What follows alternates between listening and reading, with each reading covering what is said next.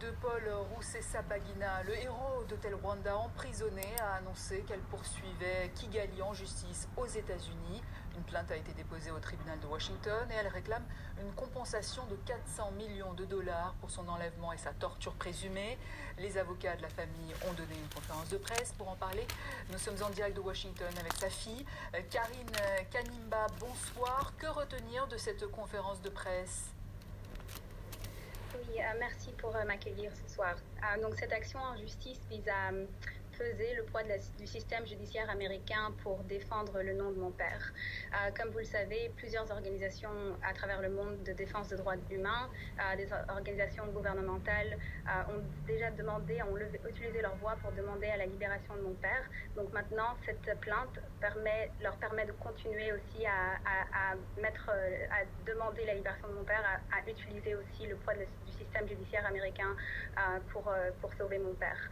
Comme vous le savez, Kagame contrôle la presse au Rwanda, il contrôle la justice au Rwanda, mais il ne contrôle pas le système judiciaire américain. Paul Rusesabagina qui a été condamné, je le rappelle, en septembre à 25 ans de prison pour avoir fondé et appartenu au Front de Libération Nationale, groupe armé accusé d'avoir mené des attaques meurtrières au Rwanda en 2018 et 2019. Accusation et condamnation que vous continuez donc de contester aujourd'hui, hein. Absolument. Mon père est innocent. Mon père a été kidnappé le 27 août 2020. Il a été emmené de force au Rwanda en violation de tout droit international. Si le Rwanda avait des preuves crédibles contre lui, ils auraient pu utiliser des moyens légaux qui existent déjà, des procédures qui sont déjà en place pour l'extradier vers le Rwanda. Au contraire, ils ont décidé de le kidnapper, de le torturer et ensuite de lui priver de tous ses droits humains, y compris le droit de choisir les avocats de son choix, le droit de lire le dossier contre lui et même jusqu'à être enfermé en isolement solitaire pour plus que 260 jours, ce qui est une violation des règles de Nelson Mandela des Nations Unies. Madame Kanimba, sur quelle base du coup cette somme réclamée de 400 millions de dollars a-t-elle été fixée ? C'est une calculation qui a été faite par les avocats sur base de cas précédents. Donc c'est notre équipe, nous avons rassemblé une équipe d'avocats américains qui a de l'expérience, énormément d'expérience et de succès dans ce style de plainte. Et donc cette calculation est une calculation faite sur base d'autres dossiers similaires qu'ils ont déjà fait dans le passé. Alors votre père a été emprisonné depuis 2020 pour terrorisme. Aujourd'hui il est souffrant. Avez-vous des nouvelles ? Comment va-t-il aujourd'hui ? Mon père ne va pas bien aujourd'hui. On lui prive de ses médicaments. Donc la valise diplomatique belge a déposé ses médicaments à la prison. Les autorités rwandaises refusent de les lui donner. Et par conséquent, mon père a eu un AVC en prison. Maintenant, il a une lèvre déformée et une paralyse partielle du visage. Et donc, nous prions tous les jours et nous demandons l'aide de la communauté internationale pour faire en sorte que le gouvernement rwandais ne tue pas mon père en prison. Qu'en est-il des 20 autres co-accusés condamnés en même temps que votre père ?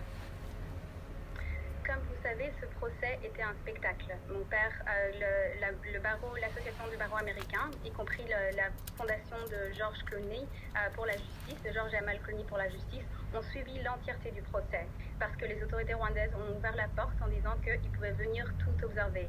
Après, à la fin du procès, ils ont sorti un rapport détaillé qui dit que ce procès était un spectacle, qu'ils n'ont présenté aucune preuve crédible et que c'était juste une façon de faire taire un critique du gouvernement américain. Les Nations Unies, le mois passé, ont aussi déclaré que mon père est détenu arbitrairement, qu'il doit être relâché immédiatement et que ce procès n'aurait jamais dû avoir eu lieu.